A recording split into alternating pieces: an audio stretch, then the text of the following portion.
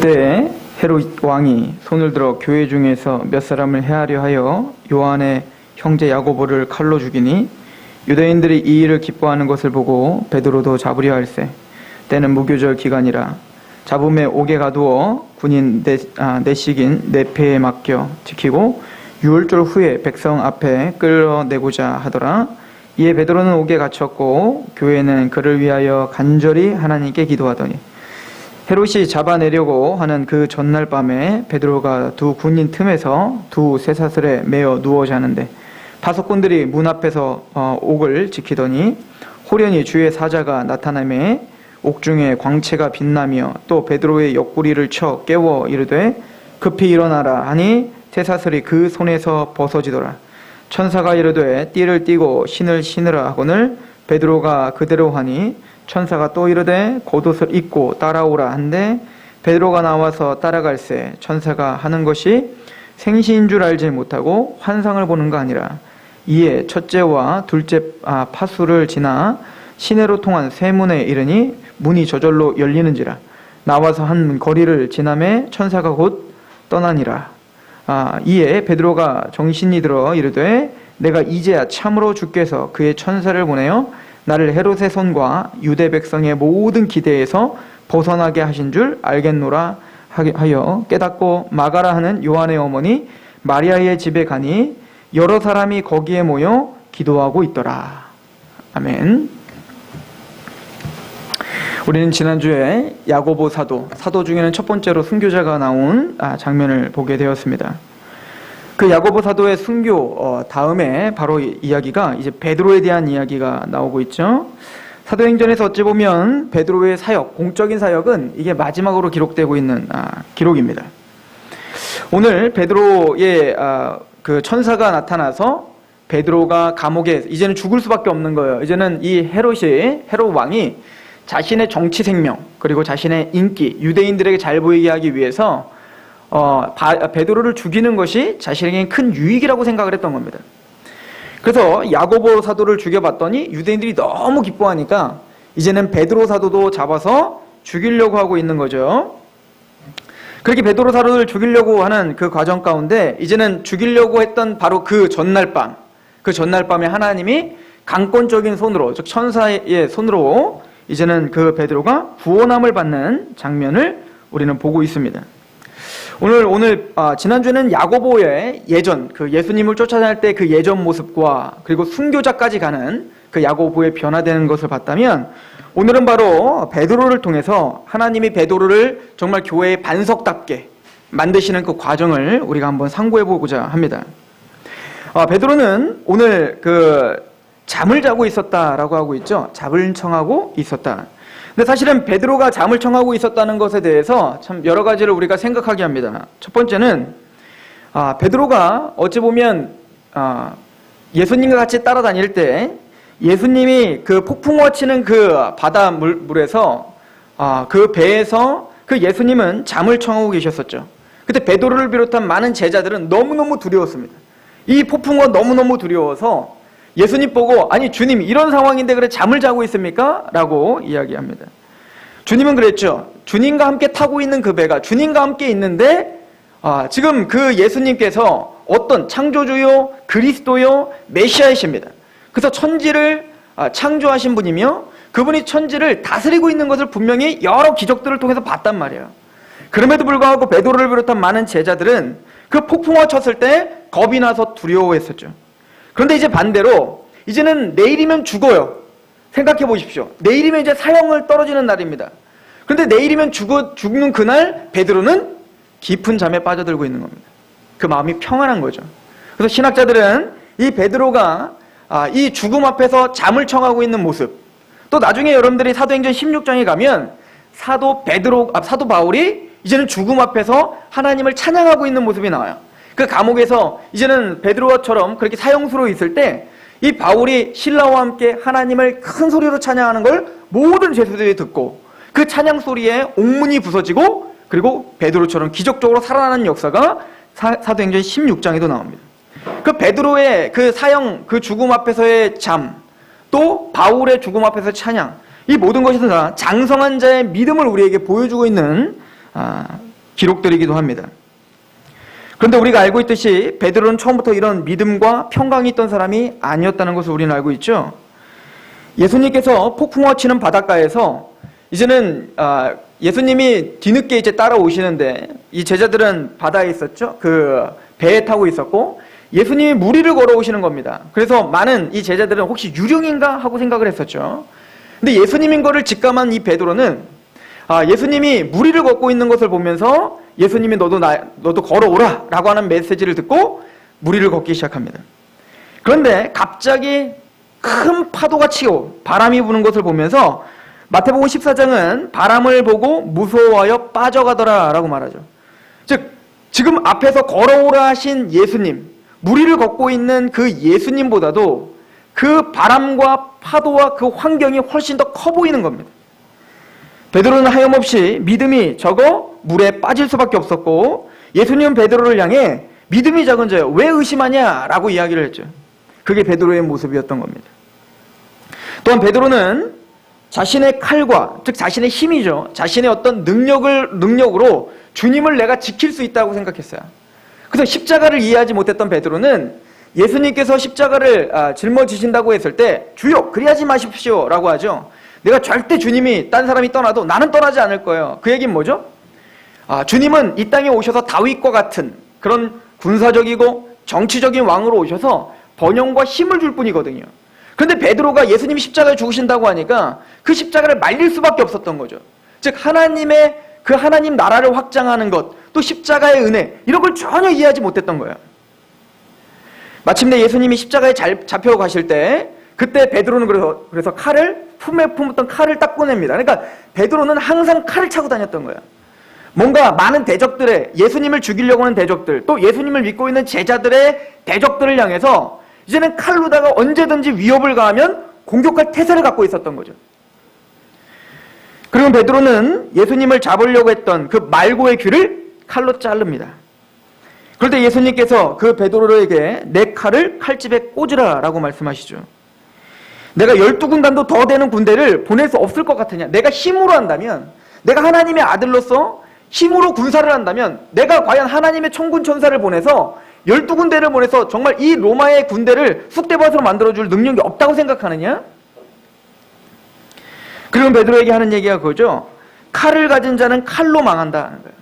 그래서 하나님의 나라라는 건 네가 앞으로 걸어가야 될 그 길이라는 것은 앞으로 네가 더 큰 힘을 얻고 또 내가 지금까지 보여줬던 그 기적을 빌어서 더 큰 칼을 가져서 그들을 내려치는 자가 아니라는 거예요. 내가 가는 길을 너희는 따라와야 되는데 그 길은 바로 십자가의 길이라는 겁니다. 고난의 길이라는 겁니다. 생명을 살리기 위해서 내 몸을 희생하며 그들에게 생명을 주는 길이라는 거예요. 베드로는 이해하지 못했을 거예요. 아니, 베드로는 상처를 받았을 겁니다.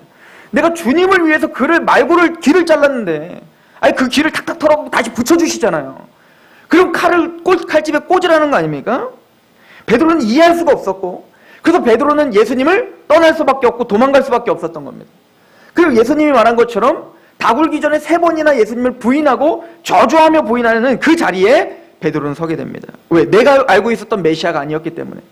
내가 예수님을 믿는다는 건, 교회를 다닌다는 건 이런 길이 아니었기 때문에 그렇습니다. 그런데 이 베드로가 오늘 보여주는 태도는 전혀 다른 태도를 보여주고 있죠. 묵묵히 어린 양이 이제는 그 제사에 잡혀 끌려가는 것처럼 예수님께서 십자가에 묵묵히 끌려가시는 것처럼 베드로는 묵묵히 내일 죽음을 기다리고 있습니다. 베드로는 자신의 힘과 능력으로 어쩌든 이것을 헤쳐나가려고 하는 것이 아니었습니다. 예수님의 십자가의 길을 이제 이해하기 시작한 거예요. 그리고 내일 죽음 앞에서도 베드로는 담대하게 잠을 청할 수 있는 믿음의 분량으로 자랐습니다. 그런데 오늘 말씀을 통해서 우리가 상고해야 될 것은 베드로가 처음부터 이랬던 자가 아니었다는 거예요. 또 우리의 모습도 베드로처럼 그렇지 않죠. 우리가 믿음이 있다 하고 말씀을 듣고 또 뭔가 은혜를 받을 때에는 뭔가 하나님의 말씀을 쫓아 이제는 내가 절제하며 몸을 쳐 복종시키며 하나님을 따르겠습니다 라고 고백하지만 사실은 베드로처럼 이런 풍랑이 치고 바람이 불면 여지없이 우리는 두려워하는 거예요. 그 베드로가 예수님을 따라다녀서 변화되지 못했을 때 베드로처럼 우리는 무리를 걷는 것처럼 믿음이 있다가도 풍랑이 치면 언제 그랬다는 듯이 바닷속으로 빨려 들어가고 두려워할 수밖에 없는 그런 변화되지 못했던 베드로의 모습이었다는 거죠. 그럼 어떻게 베드로가 이렇게 변화됐던 것입니까? 우리 누가복음 22장을 잠깐 보시겠습니다. 누가복음 22장엔 그 답이 나옵니다. 누가복음 22장입니다.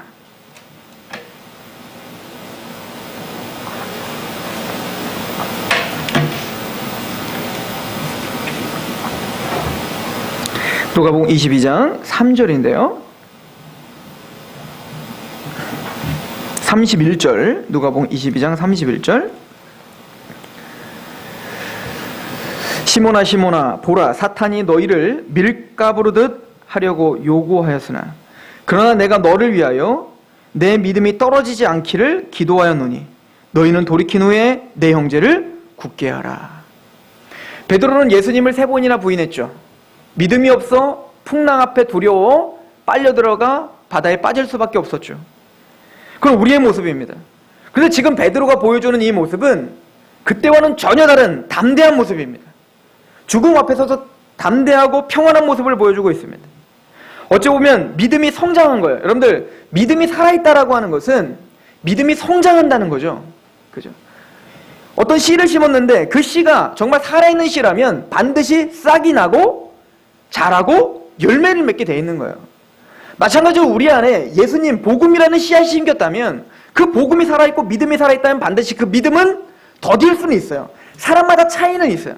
그럼 어제보다 오늘이 달라지고 1년 전보다 오늘은 반드시 달라져야겠죠.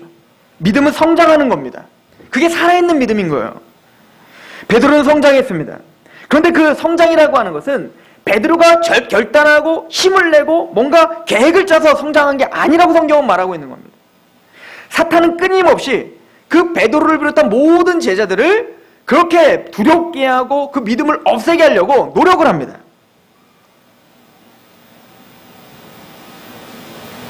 그때 주님께서 약속하시는 게 뭐죠? 시몬아 시몬아 보라 사탄이 너희를 밀가루 부르듯 하려고 요구하였으나 그러나 내가 너희를 위하여 내 믿음이 떨어지지 않기를 기도하였다.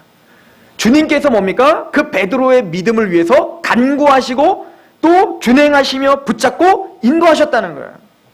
여러분들 히브리서 12장을 보십시오. 히브리서 11장은 믿음장이에요. 믿음으로 아벨은, 믿음으로 노아는, 믿음으로 아브라함은, 이삭은 그 수많은 믿음에 장성한 사람들이 나옵니다. 그 구름같이 허다한 증인들이 나온단 말이에요. 그리고 12장 2절에 그 모든 믿음장에 있는 그 많은 믿음의 선진들, 믿음의 영웅들에 대하여 이렇게 말합니다. 믿음의 주요 또 온전케 하시는 주를 바라보자. 그 아브라함의 믿음의 주인은 누구라는 거예요? 아브라함이 아니라 주님이시라는 겁니다. 아브라함 또한 전혀 아브라함이라는 이름을 받을 자격이 안 됐던 아브라함이죠. 그런데 그 아브라함을 이삭을 바치는 그 자리까지 창세기 전체는 하나님이 인도했다라고 하는 것을 강조하고 있습니다. 마찬가지로 원래 베드로의 이름은 베드로가 아니라 시몬입니다. 그런 시몬에게 예수님이 뭐라고 약속하시죠? 너를 베드로라 부르겠다는 거예요. 게바라 부르겠다는 거예요. 그 게바, 베드로라는 뜻이 뭡니까? 반석이라는 뜻입니다. 내가 그 반석처럼 너를 사용하겠다는 겁니다. 단단하게, 굳게, 믿음의 반석으로 너를 깔겠다는 거죠. 그런데 정말 베드로는 그 베드로라는 이름에 합당한 자였습니까? 우리가 상고하듯이 전혀 아니었죠. 예수님을 부인했고 저주하며 부인했고 믿음이 없었던 자였단 말입니다. 그러나 주님은 미래를 보시고 미래의 베드로가 변화될 모습을 보여주고 오늘 그에게 약속하는 것, 너는 베드로다라고 하는 겁니다. 마찬가지로 하나님은 우리에게 약속하십니다. 너희는 의인이다는 겁니다. 너는 왕같은 제사장이다는 거예요. 너희는 그리스도의 편지다. 너희는 그리스도의 향기다. 너희는 그리스도의 빛과 소금이다. 너희는 나의 자녀이다. 나의 유업을 이을 자다. 그런데 그런 우리를 향한 그 모든 명칭들은 베드로라는 이름이 시몬에게는 어울리지 않았듯 우리에게 어울리지 않는 이름이에요.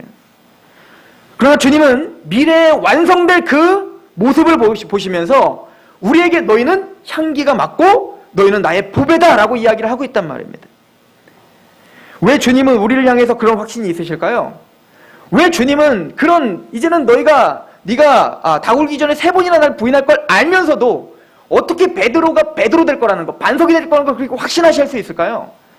주님 베드로를 믿는 게 아니기 때문에 그렇습니다. 주님 자신을 믿는 거예요.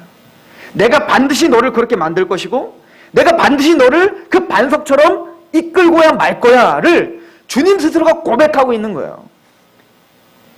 마찬가지로 베드로가 베드로 된 것, 또 우리가 하나님의 자녀되고 우리를 통해 하나님의 일이 이루어진다는 것은 지금은 형편없고 자격이 없는 것 같으나 하나님 반드시 여러분들을 그곳까지 데리고 가실 것입니다. 사탄은 여전히 우리를 두렵게 할 것입니다. 사탄은 여러 가지로 우리를 유혹할 거란 말이죠. 그러나 그 유혹 가운데 넘어질 수도 있죠. 베드로처럼. 또한 그 두려움 가운데 우린 또 넘어져서 하나님을 두려워할 수 없고 있고 이 상황을 두려워할 수밖에 없겠죠. 사탄이 우리를 밀가루르듯 하려고 요구하지만 예수 그리스도께서 우리의 믿음을 떨어지지 않기 위해 오늘도 간구하심을 믿으시길 바랍니다. 그 열매가 여기 있습니다. 베드로가 정말 베드로다워졌습니다. 죽음 앞에서 담대하게 평안하게 주님을 의지하며 잠을 청하는, 하나님의 주권을 의지하며 그렇게 잠을 청하는 베드로가 여기 있습니다. 저는 저와 여러분들을 믿을 수 없습니다. 그렇죠? 나 스스로도 못 믿는데 어떻게 우리가 서로 믿을 수 있겠어요? 그러나 베드로 안에서 역사하신 그 주님이 오늘도 살아계셔서 저와 여러분들에게 역사하시기 때문에 우리는 소망이 있는 것입니다. 오늘 바라보시면 이 베드로가 살아나는 것도 하나님의 강한 팔로 주권적으로 인도하고 있음을 우리는 기억해야 됩니다. 사도행전 우리 7절부터 한번 보세요. 사도행전 12장 우리 7절부터 한번 보십시오. 오늘 본문.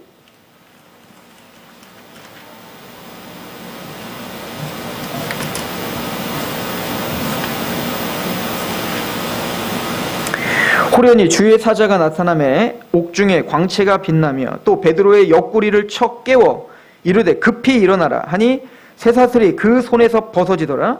천사가 이르되 띠를 띠고 신을 신으라 하거늘 베드로가 그대로 하니 천사가 또 이르되 겉옷을 입고 따라오라 한데 베드로가 나와서 따라갈새 천사가 하는 것이 생사인 줄 알지 못하고 환상을 보는가 하니라.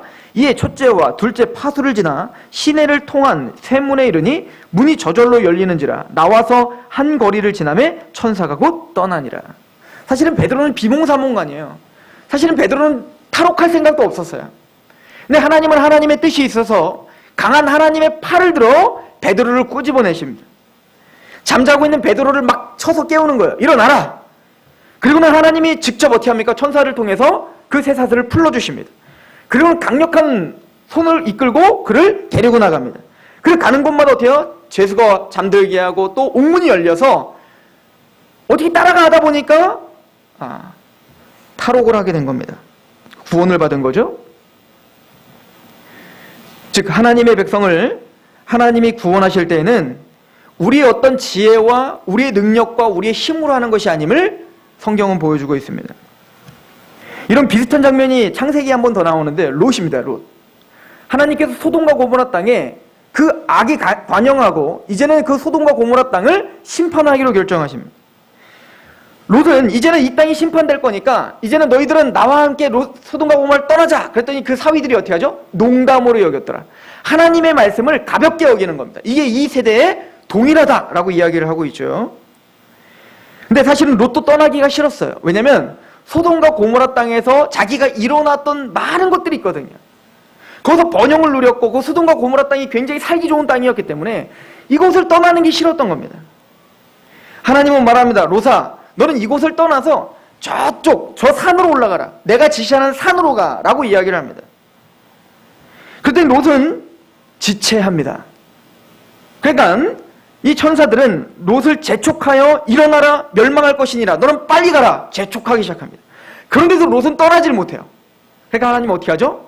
롯의 손을 잡고 천사들이 롯의 손을 잡고 아예 강하게 이끕니다. 그때 롯이 그러니까 잠깐만요. 저 산까지는 너무 머니까 이 소돔 땅이 아니라 저 소알 땅으로 가게 해주세요. 근데 지금 이 롯은 타협하고 있는 거예요. 저 여호와께서 정하신 그 산까지는 너무 멀지만 거기는 뭔가 척박한 땅이지만 소알 땅은 소돔과 고모라처럼 풍족한 땅이거든요. 똑같은 땅이거든요. 그러니까 왠지 여기는 떠나라니까 떠나고는 싶은데 어디까지는 가기 싫은 거예요. 하나님이 명하시는 산까지는 가기가 싫은 거예요. 타협하고 싶은 거예요. 어쨌든 이 나에게 주어진 이 번영과 이 물질적인 부유와 이 평화는 깨기가 싫은 거죠. 하나님은 알았다. 그럼 빨리 소알로 가. 소알로 가서 하나님이 이제는 소돔과 고모라를 불로 다 멸망하는 걸 보고 너무 두려워 롯이 우리 소알 땅을 벗어나서 빨리 여호와 산으로 빨리 가자. 그래서 겁이 나서 여호와 산으로 갑니다. 롯은 하나님이 명령하신 그 산으로 가고야 말아요. 롯은 가고 싶은 생각이 없어요. 떠나기 싫습니다. 혹시나 이곳을 그냥 남겨두시면 그냥 내가 한번 여기서 잘 살아보겠습니다 라고 하는 마음이 있었겠죠. 그러나 하나님은 하나님의 롯을, 하나님의 의인인 롯을 저 하나님이 명하시는 그 산까지 데려가기 위해 지체하고 있을 때 하나님 강한 손으로 어떻게 해요? 끌고 가실 수밖에 없는 거예요. 그리고는 거기서 멈추고 소알이라고 하는 곳에서 타협하고 싶죠. 아니 거기까지는 내가 가기는 싫은데 그래도 주님에게 순종하는 척은 하고 싶은 겁니다. 그 하나님은 그렇게 해라 라고 하는 것 같지만 옆에서 소돔과 고모라를 막 멸망시키면서 두렵게 해가지고 어떻게 해요? 여기 아니구나. 그리고 어디까지 데려가시고야 말아요? 여호와께서 명령하신 산으로 롯을 끌고 가시고야 말더라는 거예요. 롯은 뒷걸음질 치고 있지만 하나님은 롯을 데리고 가시는 겁니다.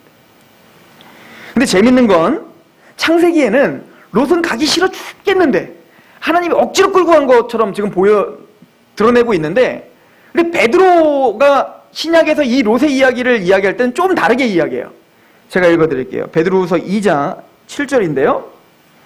소돔과 고모라 성이 후세에 경건하지 아니한 자들의 본이 된다라고 이야기를 합니다. 그러니까 소돔과 고모라는 타락한 하나님의 말씀을 떠난 사실 오늘날 세대가 사실 소돔과 고모라예요. 하나님의 말씀을 등한히 여기고 점점 갈수록 어떻게 돼요? 하나님의 말씀과 하나님의 질서를 깨부시잖아요. 호세아서에 보면 재밌는 얘기가 나옵니다. 호세아서에 보면 악인들, 하나님의 원리대로 살지 않는 사람들이 이 땅을 지배하고 통치하기 시작하면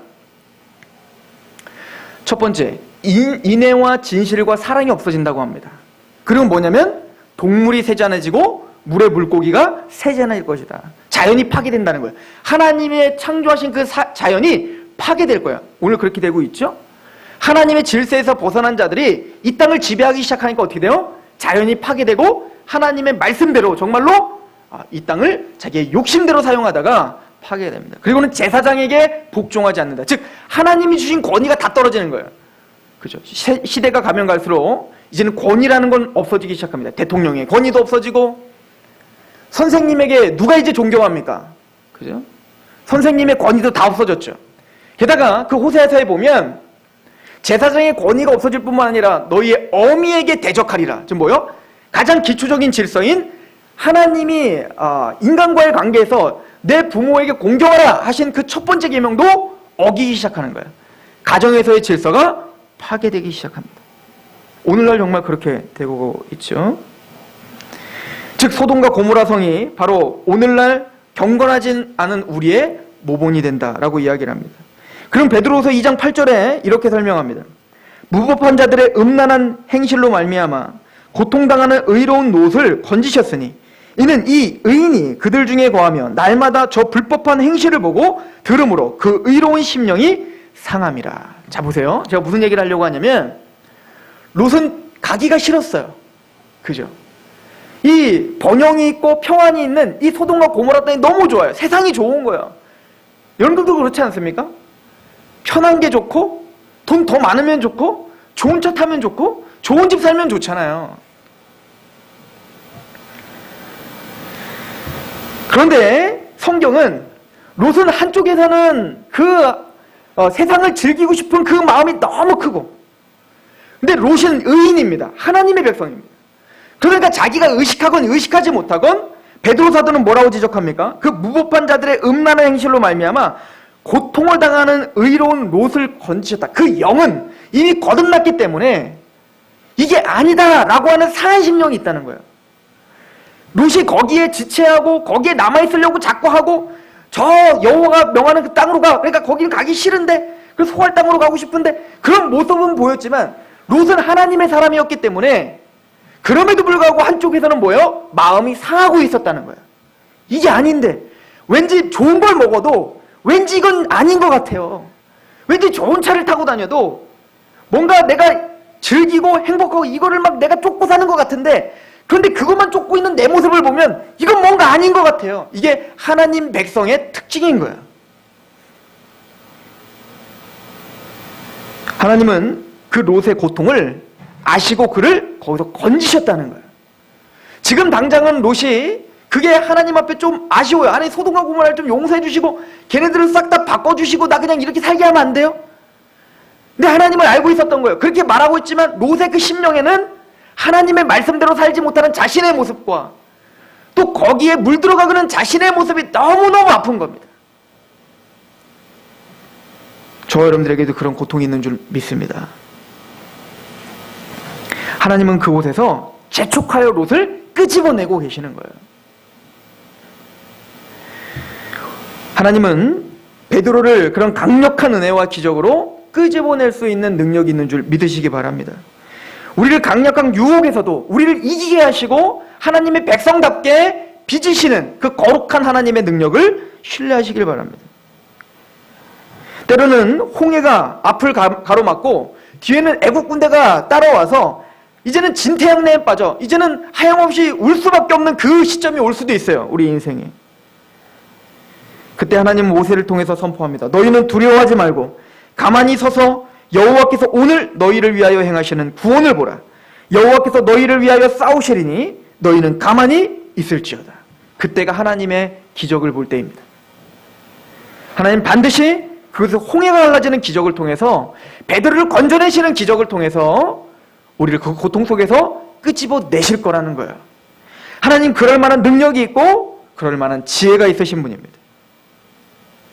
그렇게 구원을 받아 베드로가 교회에 간 겁니다. 마가의 다락방에 간 거죠. 갔더니 교회는 뭐하고 있더라는 겁니까? 오늘 12장 12절을 보십시오. 같이 한번 읽어볼까요? 12장 12절 시작.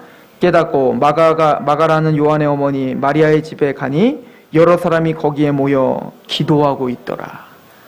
아, 내가 기적적으로 건진받은 것이 그냥 된 것이 아니라는 걸 베드로는 알게 됐을 것입니다. 교회가 한 목소리로 기도하고 있었어요.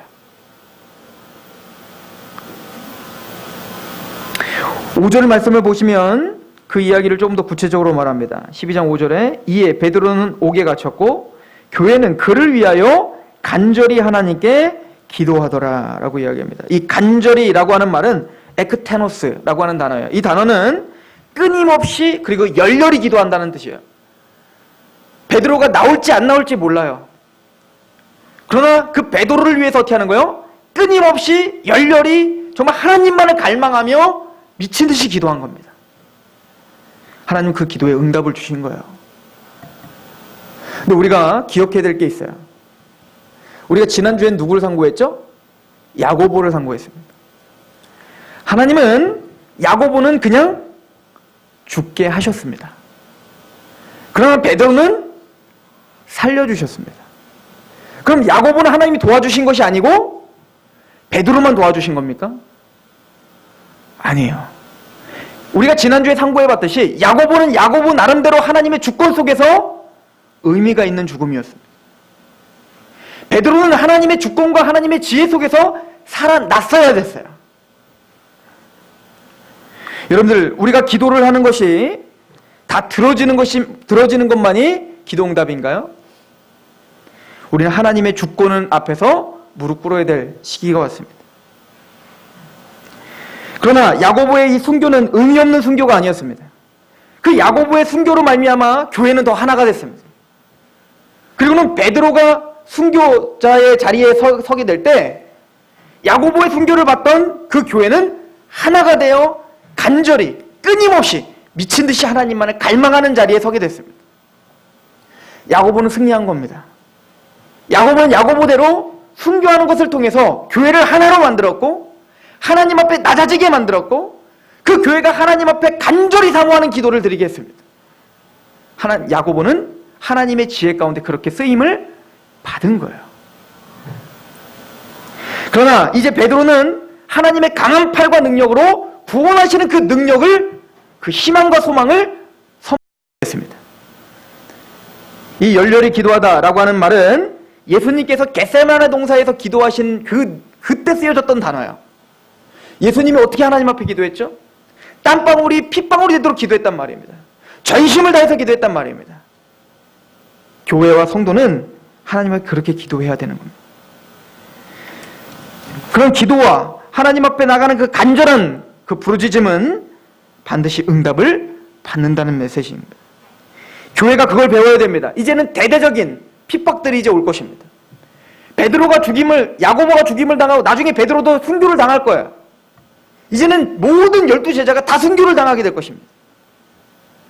그때마다 교회는 더 기도해야 됐고 더 낮아져야 됐고 이제는 그 기도했던 그 자신들도 고난의 길을 걸어야 됐습니다.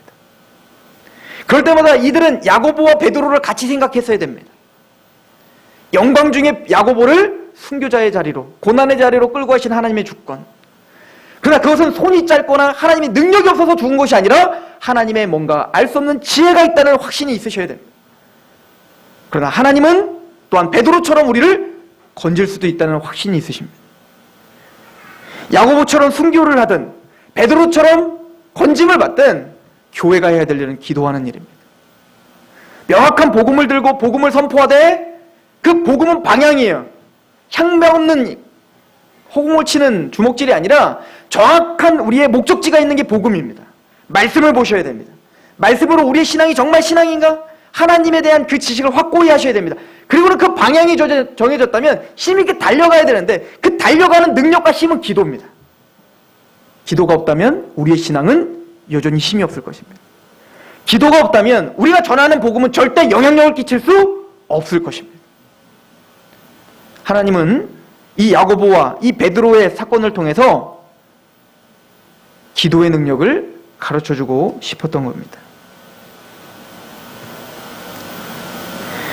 하나님은 초대교회는 명확한 복음 위에 겸손하고 더욱더 간절한 기도로 승리하였습니다. 그리고 오늘 저와 여러분들에게 요구하시는 것도 명확한 말씀 위에 간절한 기도로 승리하기를 하나님은 오늘도 원하시고 계십니다. 우리 하나님 앞에 말씀과 기도의 전무함으로 승리하며 하나님의 기적을 성취하는 또 그 기적의 열매를 찬양으로 올려드리는 그러한 승리하는 교회와 성도가 되길 축원합니다. 기도하겠습니다. 하나님 아버지 너무나 감사합니다. 야고보의 순교하는 장면과 베드로가 기적적인 하나님의 능력으로 건진받는 장면을 우리가 상고하였습니다. 하나님, 사도들을 통해서 우리에게 알려주신 그 말씀의 그 명확한 진리를 우리 마음에 인쳐 주시옵소서. 또 사도들에게 가르침을 받은 이 귀한 복음이 우리 마음을 이끄는 능력이 되게 하옵소서. 그리고 그 반석 위에 기도로 집을 짓게 하시고 그 기도로 하나님을 날마다 더욱더 간절히 사모하며 그렇게 나를 의지하지 않고 하나님만을 의지하는 그 믿음의 성장으로 우리를 인도하여 주옵소서. 이 교회가 말씀에 충만한 교회가 되게 하여 주시고 기도로 충만한 교회가 되게 하옵소서. 예수 그리스도의 이름으로 감사하며 기도하옵나이다.